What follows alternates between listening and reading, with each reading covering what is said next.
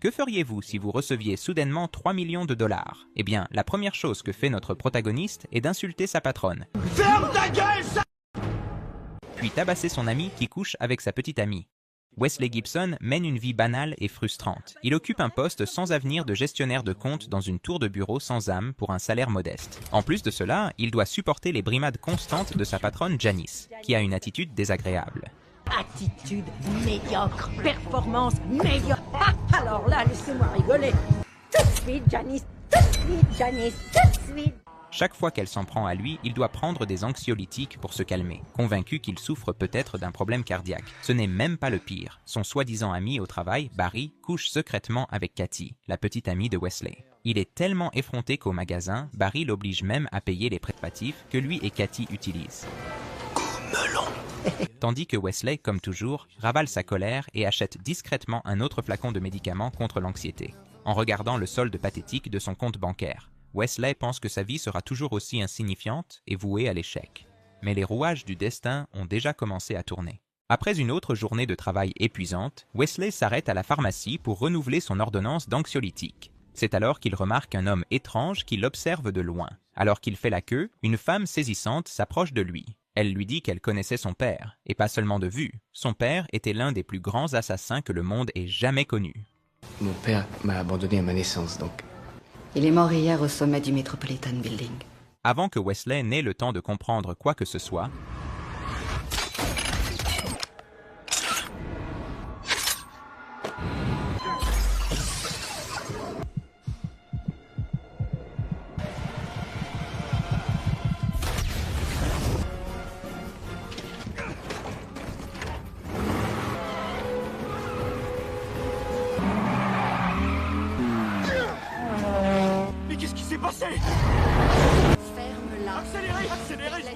l'assassin les poursuit en tirant sans relâche. La femme brise le pare-brise, pousse le volant dans les mains de Wesley et sort par l'avant.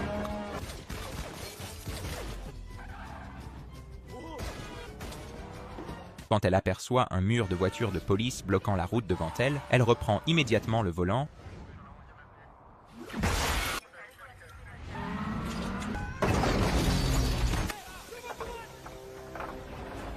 Lorsqu'il reprend conscience, il se retrouve allongé dans une immense usine textile délabrée. Plusieurs silhouettes imposantes se tiennent à proximité, chacune semblant avoir tué une douzaine d'hommes avant le petit-déj. Wesley tente de partir, mais la femme de la nuit dernière lui barre le chemin. Il n'y a pas de retour possible. Je l'imaginais plus grand. C'est Sloan, le responsable. Il tend un pistolet à Wesley et lui montre une poubelle bourdonnant de mouches. Dézingue les ailes des mouches. Honnêtement, je crois que vous m'avez confondu avec... Si tu ne tires pas, c'est moi qui tire. Ok. Wesley prend le pistolet. Son cœur bat de plus en plus vite jusqu'à ce que le monde commence à ralentir, à la stupéfaction de tous, y compris la sienne.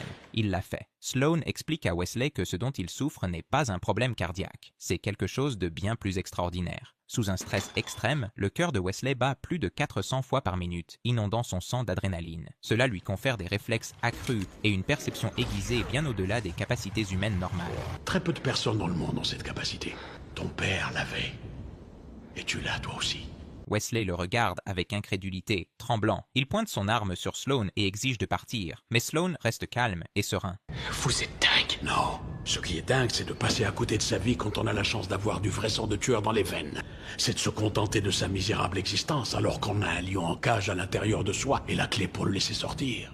Il dit qu'ils font partie d'une société secrète d'assassins connue sous le nom de la Confrérie, fondée il y a plus de 1000 ans. La femme qui l'a sauvée s'appelle Fox, et toutes les autres personnes présentes sont également des assassins de haut niveau. L'arme que Wesley tient dans sa main appartenait autrefois à son père, l'un des assassins les plus élitistes de la fraternité, connu sous le nom de Monsieur X.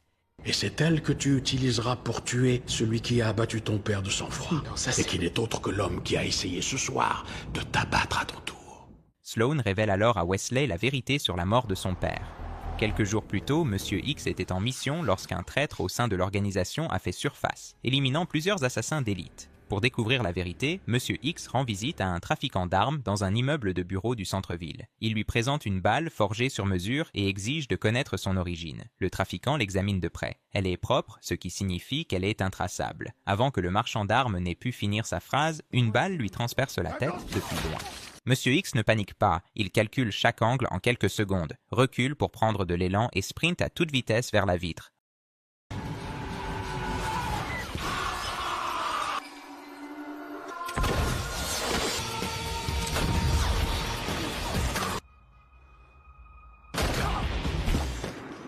En quelques minutes, il a éliminé toute l'équipe de snipers. Soudain, le téléphone de l'un des snipers morts sonne. Au bout du fil se trouve le mastermind, Cross, le traître que X traquait, mais il est trop tard. Alors pourquoi tu ne viens pas te mesurer à moi? Ce n'était que des leurs. Adieu, Monsieur X. Sloan a déjà transféré toute la fortune de son père sur le compte bancaire de Wesley. À présent, la confrérie veut que Wesley les rejoigne et venge la mort de son père. Tu étais destiné depuis longtemps à nous rejoindre. Reculez. Vous me laissez passer? Le lendemain matin, Wesley se réveille dans son appartement espérant que tout cela n'était qu'un mauvais rêve. Mais lorsqu'il met la main dans sa poche, un pistolet tombe. Tout était réel. Pas du tout ça. Vous permettez? Merci. Il vérifie immédiatement son compte bancaire. Le solde affiche 3,6 millions de dollars. Il ouvre les actualités et trouve un article rapportant le meurtre de son père. Tout ce que Sloan lui a dit s'avère être vrai. À ce moment-là, sa patronne passe et recommence à le rabaisser comme d'habitude. Mais cette fois, Wesley ne se recroqueville pas.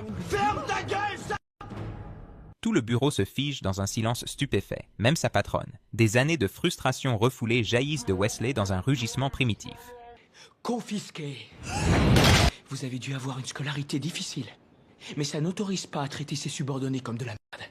Je pense être l'interprète de tous ceux qui travaillent ici, en vous disant « Allez vous chier dessus en enfer ».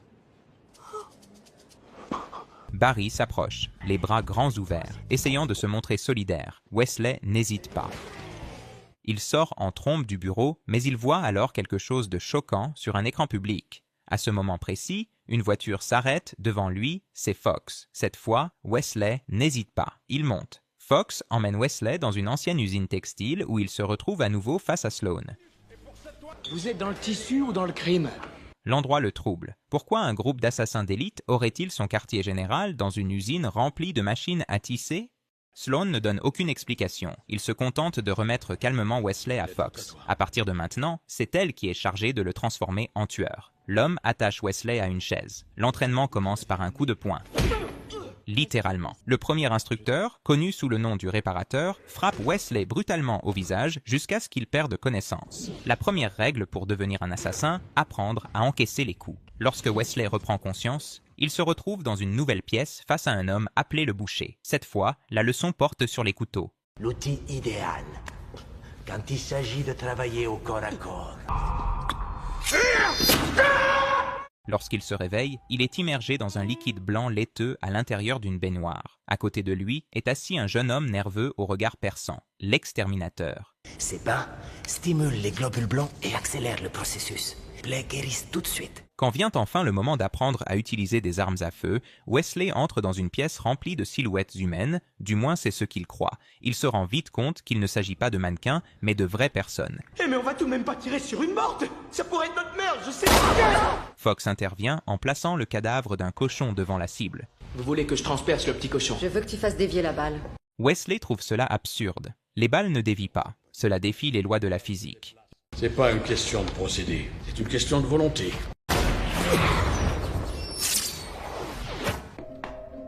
Pendant que Sloan prêche sa philosophie, Fox le met à rude épreuve. Elle le force à monter dans un train lancé à toute vitesse, le faisant presque tomber dans le vide.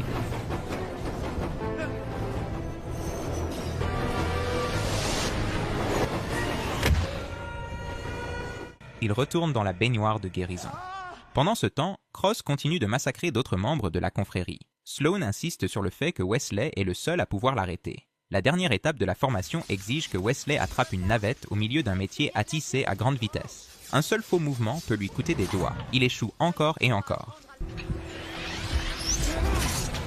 C'est n'importe quoi! Allez vous faire foutre! Ses progrès sont extrêmement lents. Sa confiance commence à s'effriter. La seule personne qui lui parle sans cruauté est l'exterminateur. Il a un passe-temps particulier. Élever des rats et leur attacher des explosifs. Des véritables bombes miniatures. Il exprime sa frustration à l'exterminateur, se moquant de la confrérie et les traitant de fous. Dis-le, lâche-toi, c'est du pipeau leur filature. Du pipeau, je te dis. Sympa, t'aurais pu me dire qu'elle était là.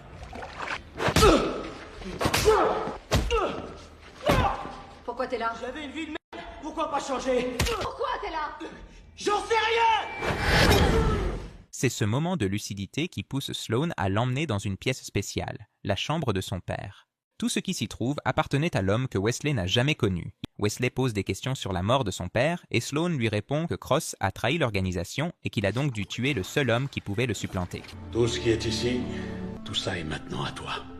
Imprègne-toi de tout ce qu'il y a dans cette chambre, Wesley. C'est peut-être pour toi la seule façon de découvrir qui tu es. Il réalise qu'il a enfin trouvé sa raison d'être, suivre les traces de son père. Le changement est immédiat. Il cesse de résister et commence à s'adapter. Ses compétences s'affinent, son temps de réaction s'améliore et, pendant son temps libre, il étudie tous les dossiers qu'il peut trouver sur Cross, l'homme qui a tué son père. Désormais animé par un but, Wesley écrase tous les instructeurs qui le dominaient autrefois et peut désormais attraper facilement la navette lancée à grande vitesse. Il sprinte sur le toit d'un train en marche comme si de rien n'était. Il ne lui reste plus qu'un seul test à passer, faire dévier la balle. Mais malgré tous ses efforts, il n'y parvient pas. Fox décide alors de monter les enchères. Elle se place devant la cible, se mettant directement sur la trajectoire de la balle. S'il rate son tir, elle meurt. Il n'y a pas de deuxième essai.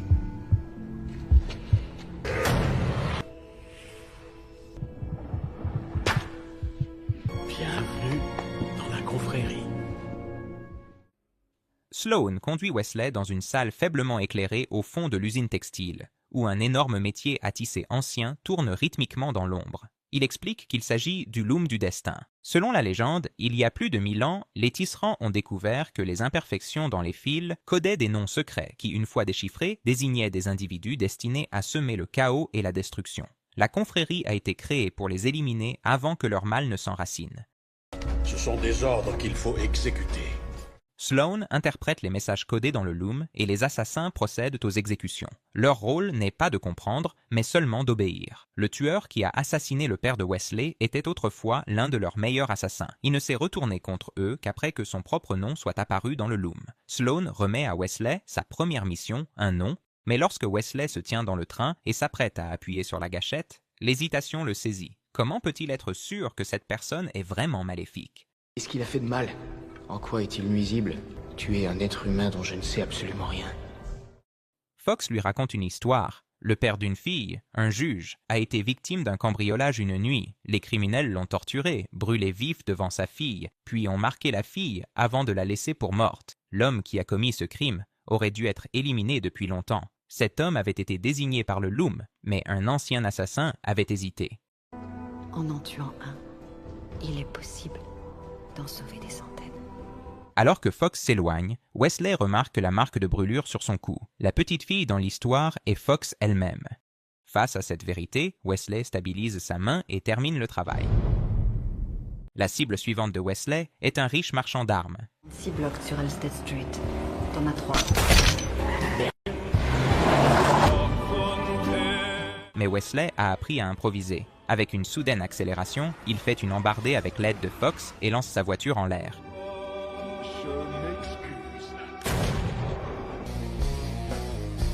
Wesley et Fox retournent à son ancien appartement pour récupérer le pistolet de son père. Qu'est-ce que tu fous là, espèce de salaud? Mais pour qui tu te prends? T'arrives même pas à la cheville de Barry. Lui, au moins, il sait s'occuper de moi. T'es qu'un gros naze. Il me fait des trucs que tu sais même pas que ça existe. J'ai tout payé maintenant. Wesley, c'est qui celle-là?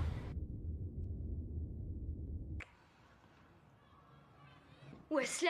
C'est le meilleur. Pendant que Fox va chercher la voiture, Wesley aperçoit Cross au loin. La poursuite commence. Wesley se lance à sa poursuite, arme au poing, à travers les rues et les ruelles, jusqu'à ce qu'il débouche dans un bâtiment industriel. Un bruit soudain derrière lui. Il tire, mais ce n'est pas Cross, c'est l'exterminateur. Cross suit immédiatement avec une balle qui touche Wesley à l'épaule. Lorsqu'il reprend conscience, l'exterminateur est en train de se vider de son sang sur le sol, mourant malgré tous les efforts déployés pour le sauver. Sa mort touche Wesley de plein fouet.